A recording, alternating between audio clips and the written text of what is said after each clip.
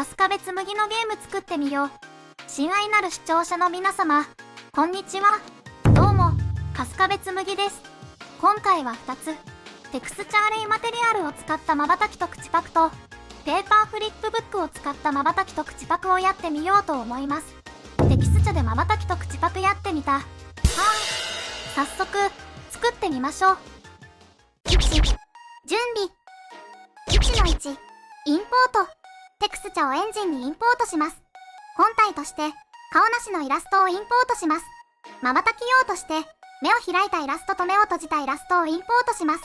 口パク用として、口を開いたイラストと口を閉じたイラストをインポートします。口パク用は、口を少し閉じた中間のイラストもインポートします。このイラストはいつも動画配信で使っているやつですね。立ち絵は TSD ツールでパーツ分けしています。また、瞬き用のイラストは、目を開いたイラストを複製して、ファイル名を連番の後ろに配置します。開いて閉じて開いてにします。1の2、スプライトの作成。インポートをしたテクスチャをすべて選択します。右クリック、スプライトアクション、スプライトを作成で、スプライトアセットを作成します。2、テクスチャーレイマテリアル。テクスチャーレイマテリアルを使って、瞬きと口パクをやってみます。マテリアルなので、今回は UMG を使ってキャラクターを表示します。2の1、UMG の作成と表示。2の1の1、キャラクター UMG の作成。キャラクターの UMG を作成します。右クリック、ユーザーインターフェース、ウィジェットブループリント、ユーザーウィジェット、名前を UMG キャラクターにします。ファイルを開きます。パネル、キャンバスパネルをドラッグ&ドロップします。フィルスクリーンをデザイアーにします。パネル、サイズボックスをドラッグ&ドロップします。名前をサイズボックスフェイスレスにします。サイズ2コンテントを有効にします。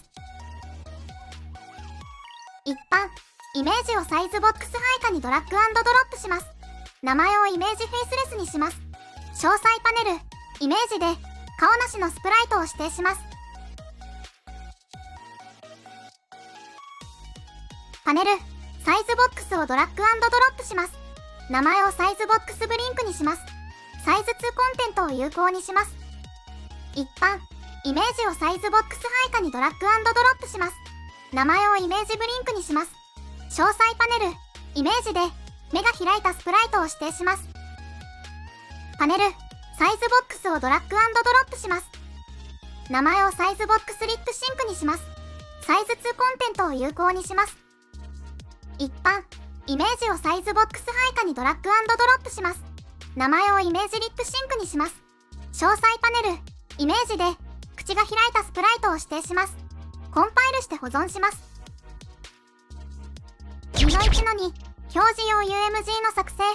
キャラクターを表示する UMG を作成します。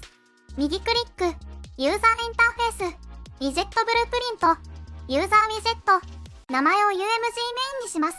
ファイルを開きます。パネル、キャンバスパネルをドラッグ&ドロップします。パネル、サイズボックスをドラッグ&ドロップします。名前をサイズボックスキャラクターにします。アンカーを中央にします。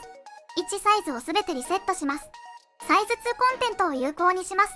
UMG キャラクターを検索します。サイズボックス配下に UMG キャラクターをドラッグ&ドロップします。大きさを調整します。一旦、UMG キャラクターをロックします。サイズボックスを選択します。詳細パネル、レンダートランスフォーム、スケールを 0.7、0.7 にします。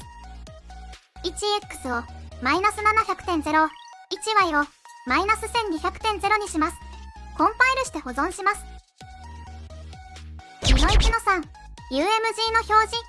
今回はレベルブルプリントで表示用 UMG を表示します。レベルブルプリントを開きます。イベントビギンプレイノードを配置します。クリエイトウィジェットノードを配置します。イベントビギンプレイノードにつなぎます。クラスに UMG メインを指定します。リターンバリューピンより Add2View ポートノードを配置します。コンパイルして保存します。起動してみましょう。表示できましたね。まだ、瞬きと口パクはしてませんね。2の2、瞬き用テクスチャーレイマテリアルの作成。瞬き用のテクスチャをすべて選択します。右クリック、テクスチャーレイを作成で、テクスチャ 2D アレイを作成します。名前を T ブリンクアレイにします。作成したテクスチャ 2D アレイを選択します。右クリック、マテリアルを作成で、テクスチャアレイマテリアルを作成します。名前を M ブリンクアレイにします。皆さん、テクスチャアレイマテリアルの編集、M ブリンクアレイを開きます。結果ノードを選択します。詳細パネル、マテリアルドメインをユーザーインターフェースにします。ブレンドモードをマスクドにします。テクスチャサンプルノードの RGB を最終カラーにつなぎます。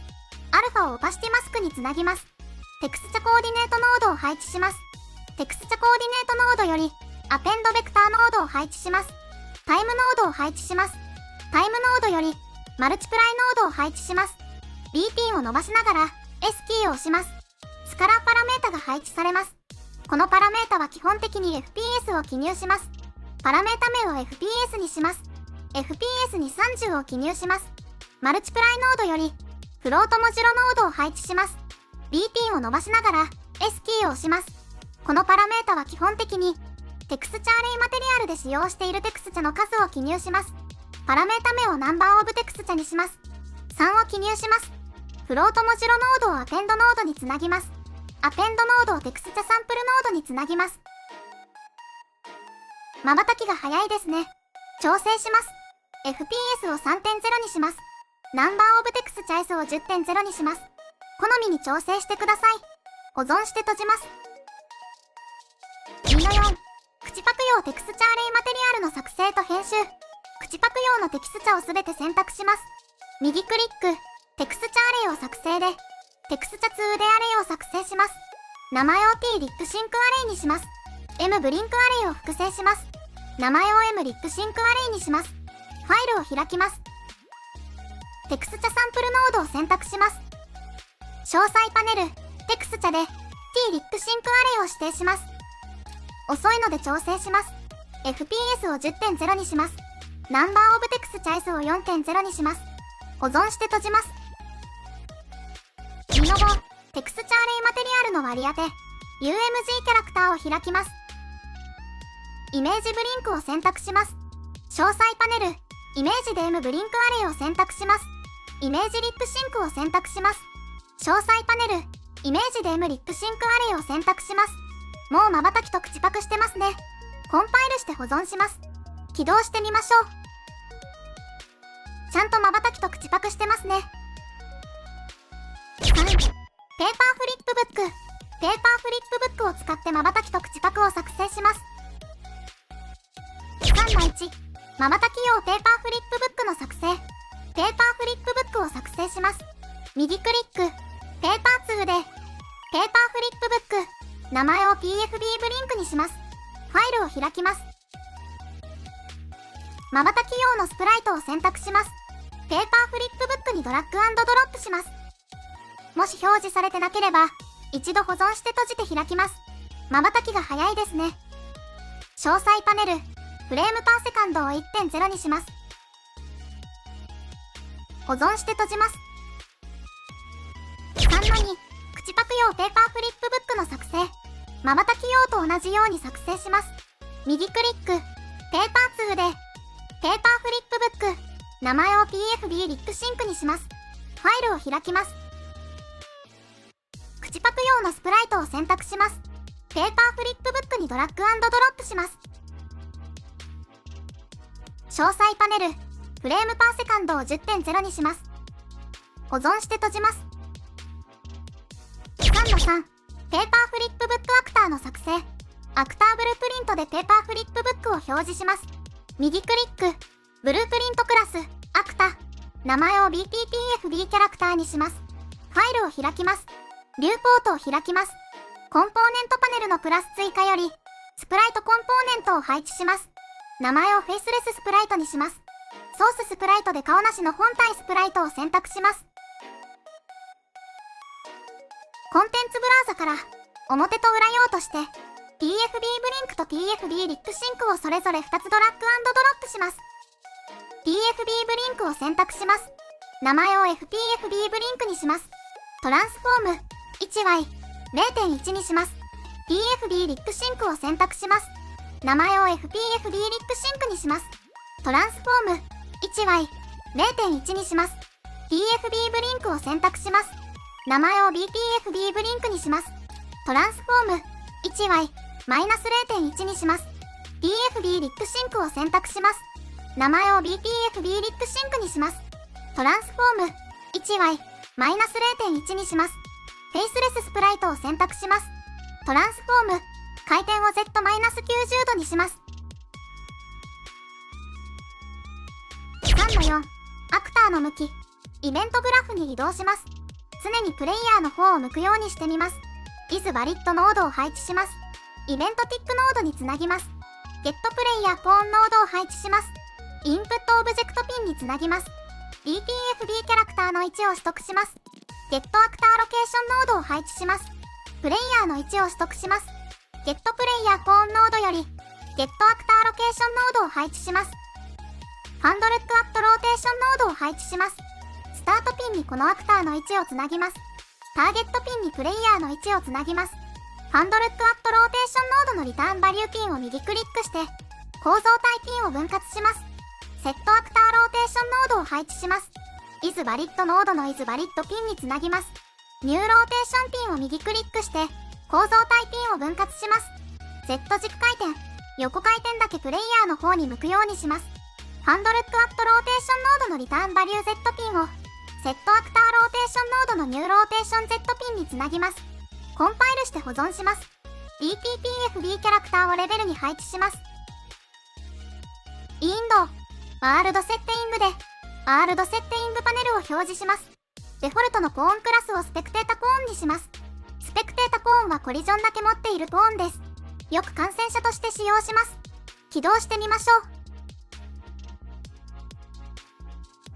瞬きと口パクしながらこちらを常に見てますね。設定ファイル。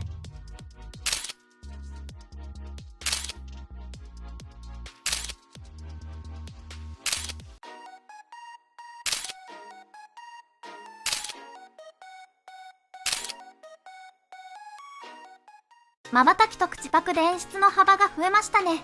会話システムに組み込んだり、ノベルゲームに使えますよね。瞬きと口パクのメリットは、リアルさの向上。瞬きは人間らしさを演出し、キャラクターが生きているように感じさせます。表情の豊かさ。瞬きは感情や状況に合わせて変化する表情を表現するのに役立ちます。リップシンク。口パクはキャラクターのセリフに合わせて口を動かすことで、リアルなアニメーションを実現します。コミュニケーションの改善。口パクはセリフの伝達を明確にし、プレイヤーとのコミュニケーションを向上させます。だそうです。はい、それでは、今回の動画はここで終わります。興味がある人は高評価とチャンネル登録お願いします。じゃあ、バイバイ。